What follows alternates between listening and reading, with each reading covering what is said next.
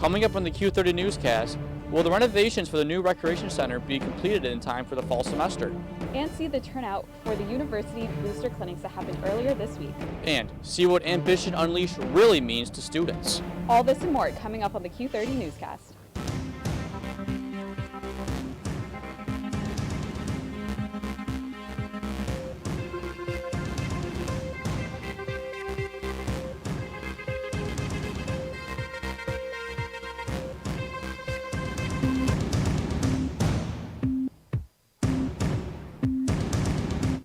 Welcome to the Q30 Newscast. I'm your anchor, Jess Ridgeraj. And I'm Gage Kilborn. Now, Jess, winter break has just ended. How was yours?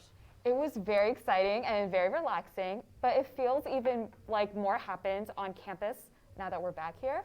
From booster clinics to a new studio, there's a lot to cover tonight. Let's get right into this week's show. That sounds like a plan. With a new semester starting, let's take a look at the current COVID numbers on campus. There are currently 23 active cases with 25 new cases in the past 7 days. This is the first update of the spring 2022 semester. Following the recent rise in COVID-19 cases throughout the country, Quinnipiac is providing students with take-home rapid tests. For more on the story, we turn to Q30's Luca Trion on the university's response to Omicron. Students may drop inside this building right outside Student Health Services to pick up hand sanitizer and other supplies. However, coming soon, there will be something new for students to pick up. A new vending machine, similar to the ones we see dispense drinks and snacks, will soon be placed in the Student Health Services building. However, instead of treats, students will be able to pick up something much more different. Up to 3 COVID-19 self-test kits. That will be in the lobby of Student Health Services. It'll be in the vestibule there, which is open 24/7. Each student will be able to get 3 tests for free, so somehow that will be linked to their Q card. If things go well, we'd hope to get a second vending machine in North Haven. The university is still setting up the vending machine, and it will take some time to come. Will that happen this week? Probably not. Hopefully next week. The new vending machines are part of a bigger initiative from the university to change how testing is done. While on-campus testing has been going on since students returned to campus in fall 2020, there are plans to shift to who is doing the testing. And so that's why we're making test kits available, so that we're going to put a bit of the burden on the student, so that not every student who's feeling symptoms will have to go to student health and be tested. They can still do that. They can still make an appointment to go to student health and get tested. Dr. Hill also said that students can get testing kits from pharmacies and online as well. For Q30 News, I'm Luca Triant. The university offered an on-campus COVID-19 booster shot clinic on Monday, January 31st and Tuesday, February 1st. Students showed up to the athletic center to receive another dose of the vaccine. Quinnipiac is requiring all students, faculty, and staff who are eligible to get a booster before February 15th. We were a bit unsure how much uptake would be there, but to get 700 in a couple of days, I think it's a very good news indeed. And I would just add that we had our student EMTs, and we had more than a dozen nursing students who were helping with the clinics, so administering vaccines. So that was a full university participation. The students who are eager to try the new Recreation Center will be disappointed. The new Wellness and Recreation Center was supposed to open at the beginning of the fall 2022 semester. However, the supply chain shortage has delayed the construction of a section of the center. Vice President for Facilities and Capital Planning, Sal Filardi, stated, quote, "The schedule was to have the whole building open and be ready before the start of school in August. With the 6-month delay of getting the switchgear, we're behind on a whole section of the building. So if you're looking at the building, it's the center section on the south end of the building. We're still looking at options, so I cannot give anything definitive, but our hope is that we can open up at least half of the building," end quote. Filardi also mentioned that students can expect improvements in the Center for Communications and Engineering, School of Business, and the Eklund Center. The School of Communications added a brand new open-air studio on the main floor. Q30's very own Tim Malone interviewed the Director of Operations for the School of Communications, Pete Sumby, about the purpose of this new studio. would be a great way to utilize the space, have a lot of visibility, and to promote the school and what we do to everybody.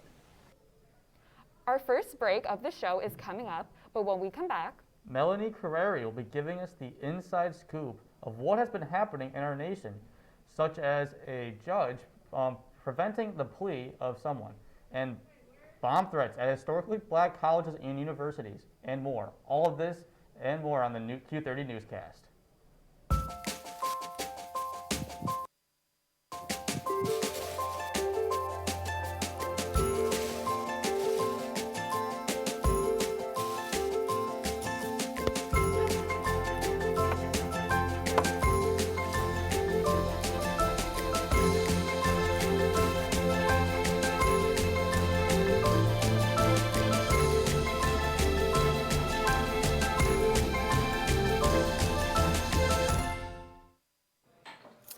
What do you think you're doing, Kevin? Was just gonna drive home. There are several warning signs present that you shouldn't be driving. Like hearing voices? Like your text-to-emoji ratio? Oh man, the selfies. Selfie, nailed it. We all have warning signs that let us know that we're probably not okay to drive. Mine is pretending to be your subconscious. Craig, come on man, let's split a ride home.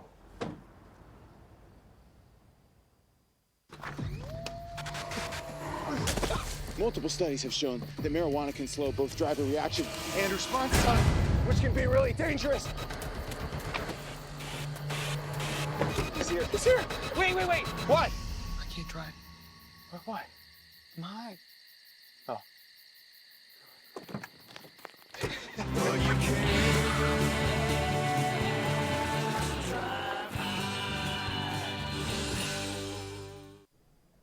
we've had some crazy weather in Hampton these past few days. Isn't that right, Gage? Well, Jess, I believe the blizzard this past weekend might have something to do with it. Hopefully Q30's Carly McManus has some good news for us. Carly? That's right, guys. The weather this past weekend definitely was a little bit more hectic than we had liked. But unfortunately, the weather doesn't look like it's going to be getting any warmer anytime soon. So let's go and take a look at the weather here right now in the state. So we have Torrington in a high of 37, Hartford 38, Norwich 35, Danbury 39, New Haven 37, New London 36. And next up we have the 7-day weather forecast. So tonight we have a high of 48 and a low of 35. So make sure when you're heading outside, make sure you get bundled up. It is a little bit cold out there, so make sure you guys are prepared. Tomorrow we have a little bit of rain and a high of 44 and a low of 40. Friday is where things start to get mixed up a little bit. We have that wintry mix on Friday, and we have a high of 43. Then we dip down low into the high 10s with 18 degrees. On Saturday, we have a high of 26 and a low of 12 with nice sunny skies. Sunday, we have a high of 32 and a low of 21. Monday, we have a high of 40 and a low of 23. And here on Tuesday, we have a high of 36 and a low of 20. Back to you guys on the desk. Thank you, Carly, for your weatherly expertise. Now, I think we touched upon enough local news, so let's see. Do you want to see how the rest of this country is looking? Absolutely. And Melanie, what is happening in the rest of the United States? Thanks, Justin Gage. The U.S. is currently facing a lot of uncertainty. Federal Judge Lisa G. Wood rejected a plea agreement on Monday proposed for Travis McMichael, which would have prevented his federal trial on his hate crime and murder towards Ahmaud Arbery in February 2020.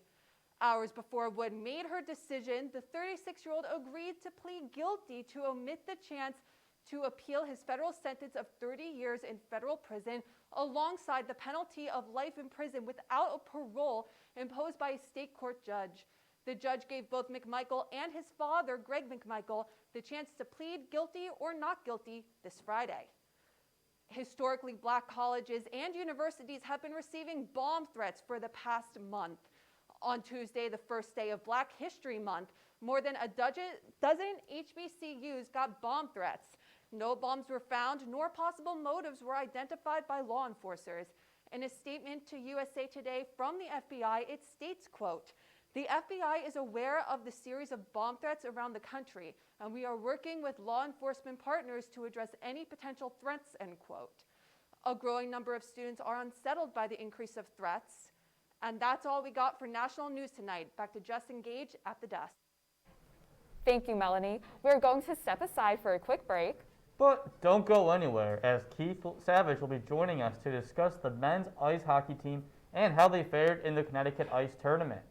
And Quinnipiac just released a new motto. What are the students' reactions to this new slogan? Stick around to find out.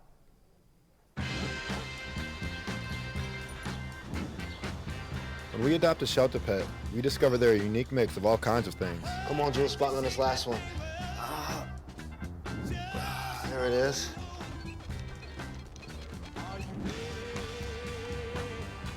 Keep going with it. Leo! They're a little bit of a lot of things, but they're all pure love.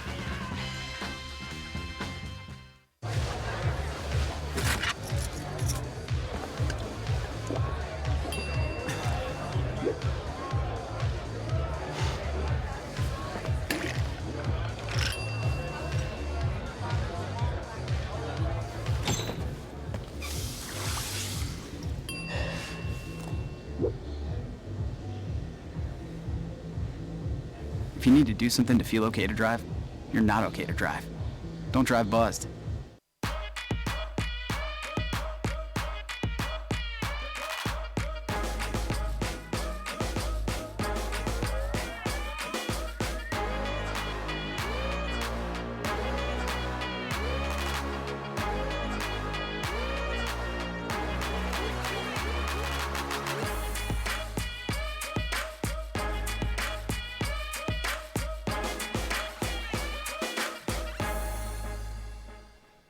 Thank you for staying with us at the Q30 Newscast. Now let's jump into sports. Quinnipiac sports had a weekend of both wins and losses. Keith, what updates do you have for us? Thank you. Let's get right into sports. Men ice hockey won the Connecticut Ice Collegiate Hockey Tournament on Sunday. The Bobcats started the tournament on Saturday by defeating Sacred Heart in a nail-biter. A late goal in the third period by junior forward Joey Cipollone was able to tie the game at 2, and the two teams entered overtime. Senior defenseman Zach Metza converted the fourth game winner of his career. Quinnipiac was now set to play UConn in the championship the next day. First-year goaltender Yaniv Perez held the Huskies to a shutout and led the Bobcats to a 2-0 victory. Quinnipiac senior forward Desi Burkhardt and senior forward Ethan DeYoung scored the 2 goals in the third period. On to the hardware. Both of the Bobcats basketball teams had a player win a MAC award on Monday. On the men's side, graduate forward Kevin Marfo was named MAC Player of the Week. The big man averaged over 16 points and 14 rebounds in 2 games that Quinnipiac played. It is Marfo's second MAC Player of the Week of the season. On to the women's side, star guard Mackenzie DeWeese was named MAC Hope Player of the Week. DeWeese has averaged a near triple-double in the 2 victories during the week with averages of over 17 points, 8 rebounds, and 7 assists. She was a key part of the Bobcats' 26-point comeback to defeat Niagara this past Sunday.